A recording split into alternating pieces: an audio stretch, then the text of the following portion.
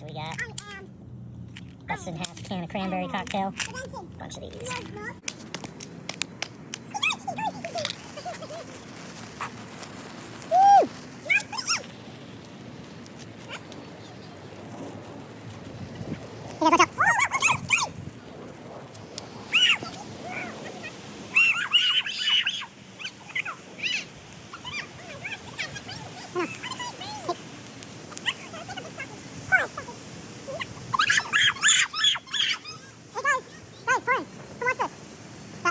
Melted.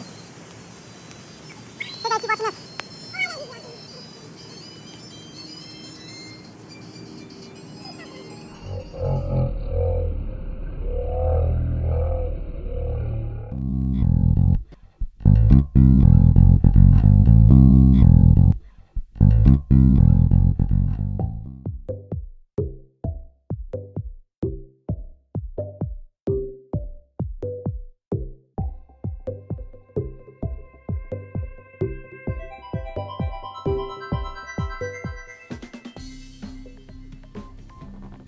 How's it going? It's Magnus here.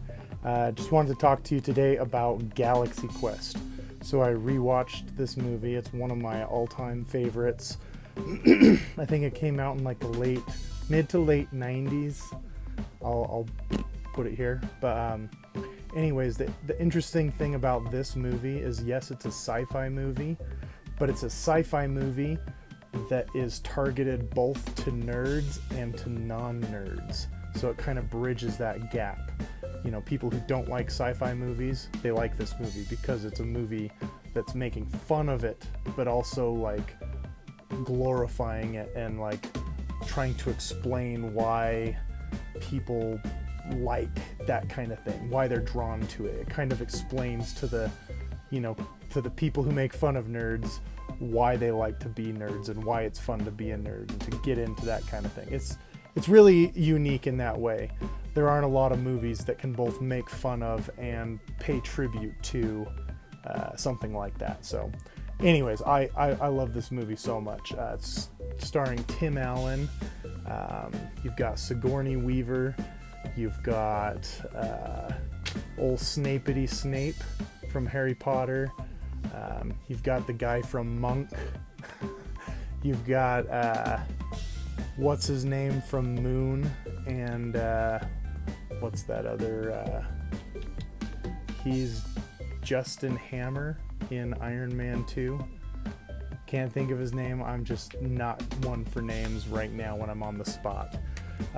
But yeah, anyways, they play the aging crew of this kind of Star Trek type show, and they're going around to conventions and kind of not really having a good time with their post-show careers, and it's very obvious. But then an offer from an alien race who've recreated their whole society around this TV show that they're picking up accidentally on their antennas, not on their head, but you know, they're picking it up, and they've built their whole civilization around the philosophies and everything from the show. You know, shows like Star Trek are pretty famous for having like a really intense fandoms, and they, you know, kind of the aliens loved this show so much that to them it was real. They can't grasp the idea of lies, make-believe, pretending, acting. They don't get that. So to them, the show is a real thing, and they're in trouble and they need help. And so they call for, you know, they come to Earth and they call for this crew, which they just pick up the actors because they're like, you know, they don't understand that they're not really the characters on the show. So like, come save us. Anyways, they're really goofy aliens in this movie. But yeah, they go up into space and they, you know, kind of have to fit that role, you know, of being, you know, do they go along with it? Do they go on this adventure? Do they, you know, risk their lives to kind of feel alive? And it's really cool because the movie, if you think about the kind of the structure, it's a lot like Three Amigos, You know, the actors go to help these people who are in trouble, and then there's a moment where, you know, the people who are in trouble find out that they're just actors, and then they feel foolish, and then they feel foolish, and then they rise to the occasion. They come back and, you know, face the bandits. And another story that does that is Stephen King's Wolves of the Calla, Dark Tower 5. And this is book 5 in the Dark Tower series, and it's pretty much that same idea of the kind of heroes for hire, you know, kind of coming, you know, strolling into town and using their skills to help these people. But this one is a bit more on the serious side, like Seven Samurai, like The Magnificent Seven, like The Magnificent Seven. You know, it's kind of that, the heroes, the band of whatever come into town. Bug's Life is the same story. Bug's Life is more like this one, and more like Three Amigos, where it's like the actors, you know, and then they kind of have to go through that growth process, you know, archetypal kind of hero's journey to overcome the villain, you know. Anyways, I love Galaxy Quest for a lot of reasons. Again, I think it bridges kind of the divide amongst like people who watch comedies, or people who watch sci-fi, or people who watch, you know, action. It's got a little bit of everything. There's this really cool scene that was filmed in Goblin Valley in Utah, which is this national park with all these kind of, it's hard to explain. I'll put some pictures up because it'll make a lot more sense, but they're like almost like doorknobs in the desert. And there's this giant rock monster, and the rock monster is chasing Tim Allen, who's the captain, through Goblin Valley, and he knocks over some of the goblins. And a few years ago, there was this national headlines about these punks who went to Goblin Valley, and they stayed there, and they were pushing over these goblins, and they got in a lot of trouble. I guess they were even filming it and putting it on the internet. It's like, I don't understand. What were they thinking? Did they think they weren't going to get in trouble? Anyways, I'm kind of rambling about Goblin Valley, but there's what's his name? Again, I can't think of his stupid name, but Snape. He plays the kind of like a doctor on the ship, and he's got this kind of headgear, like these tentacles kind of going back, and he's like a, you know, an advisor to the captain, and kind of also plays the, you know, Worf, I guess. No, I'll say Spock. He's kind of more like duh.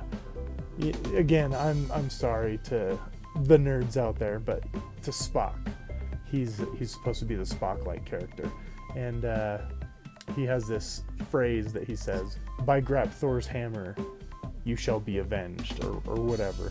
It's just anything by Grap Thor's hammer. It's just one of those things that he says.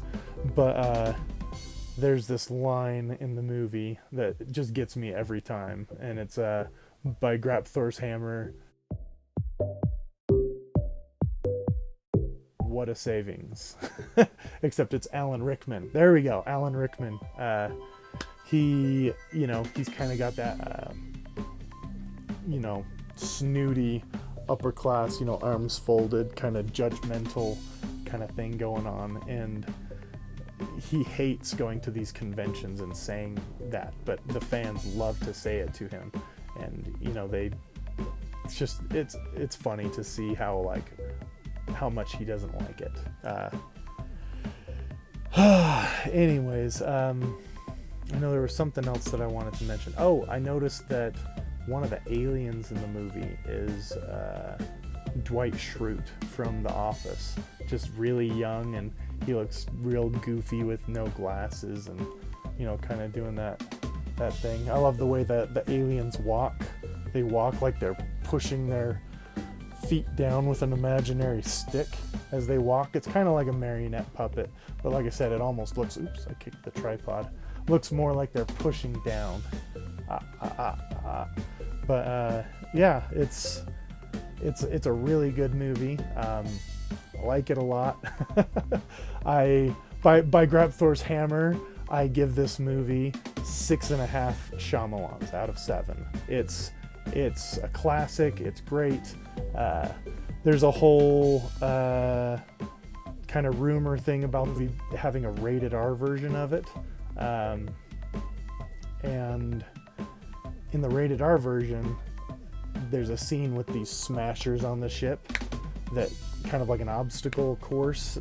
I don't want to tell you too much, but when the characters realize that they have to safely navigate the way through these smashers like a video game, Sigourney Weaver, she very clearly drops an F-bomb and says, F that. It's like, we have to go through that.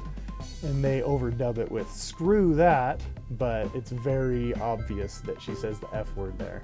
And that's always been one of those fun things to, point out to people who are watching it for the first time. Like, watch her lips when she says this, Yeah, speaking of rated R, also Tim Allen, there's a scene where he's bending over, like the aliens come to his house to, take him away into space, and he doesn't really get it yet, and so he's super hungover, and he's just wearing this long, like, button-up t-shirt, and there's this part where he bends over in the camera angle, you kind of see down his shirt, and people say that you see Tim's tool man, Tim's little tool man, but I'm not sure. Upon closer inspection, it could be that he's just wearing like a banana hammock, or just some sort of kind of little shorts or something, or underwear boxers. But it does suspiciously, it's kind of dong shaped. So it's a dong shaped lump that you see, and it's just one of those things that's in this movie that people talk about. So I just wanted to definitely mention it. Anytime I can talk about hanging dong in a movie, I'm going to talk about it, because that's one of those things that everyone's like, oh, that's in that movie. That's in that movie. I don't know why it's such a big deal, but it is, and it's hilarious. So any person who can get away with a prosthetic or the real thing or whatever, more power to you. It's going to exist forever and ever. Anyone who's willing to show that in a Hollywood movie or a Netflix or whatever, it's like, more power to you. Because anyways, I don't think I could do it. But I enjoy the show. I have 6.5 Shyamalans out of 7. I've kind of gone on a crazy ramble. I'll probably cut a lot of this, but anyways, thanks for tuning in, and remember, never give up, never surrender. Peace out. Yo.